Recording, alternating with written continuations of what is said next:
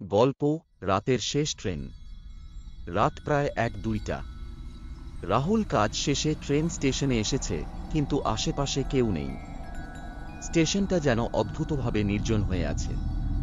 ট্রেনও আসে না, আর কোনো ঘোষণা নেই। হঠাৎ করেই একটা পুরনো, জীর্ণ ট্রেন এসে থামে স্টেশনে। রাহুল প্রথমে দ্বিধায় পড়ে যায়, কিন্তু বাড়ি যেতে হবে ভেবে শেষমেশ উঠে পড়ে। ট্রেনের ভেতরে ঢুকে রাহুল অবাক হয়ে যায়। গাড়িটা সম্পূর্ণ ফাঁকা। কিছুক্ষণ পর হঠাৎ করে একটা বয়স্ক মানুষ এসে তার পাশে বসে এবং কোনো কথা না বলে তার দিকে তাকিয়ে থাকে। রাহুল অস্বস্তিতে পড়ে, কিন্তু ভদ্রতার খাতিরে কিছু বলে না।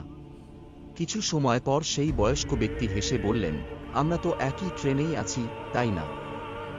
রাহুল ধীরে ধীরে ভয় পেতে শুরু করে। বয়স্ক ব্যক্তি আবার বলেন, তুমি তো জানোই না তোমার সাথে কে আছে। ট্রেনে যারা উঠে তারা সাধারণত এখান থেকে আর নামতে পারে না। ভয়ে কাঁপতে থাকে রাহুল। সে দেখল ট্রেনটা ধীরে ধীরে একটি অন্ধকার টানেলের ভেতরে প্রবেশ করছে। টানেলটা যেন শেষই হচ্ছে না, এবং সেই বয়স্ক ব্যক্তি তাকে আরও কাছে টেনে বলতে থাকে, তুমি তো এখন আমাদের সাথেই আছো।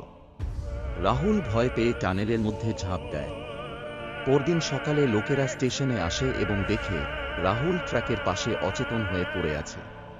পরবর্তীতে জানা যায়, যেই ট্রেনে রাহুল উঠেছিল সেই ট্রেনটি ৫-০ বছর আগে একটি দুর্ঘটনায় ধ্বংস হয়ে যায়, এবং তারপর থেকেই সেই ট্রেনটাকে কেউ দেখেনি।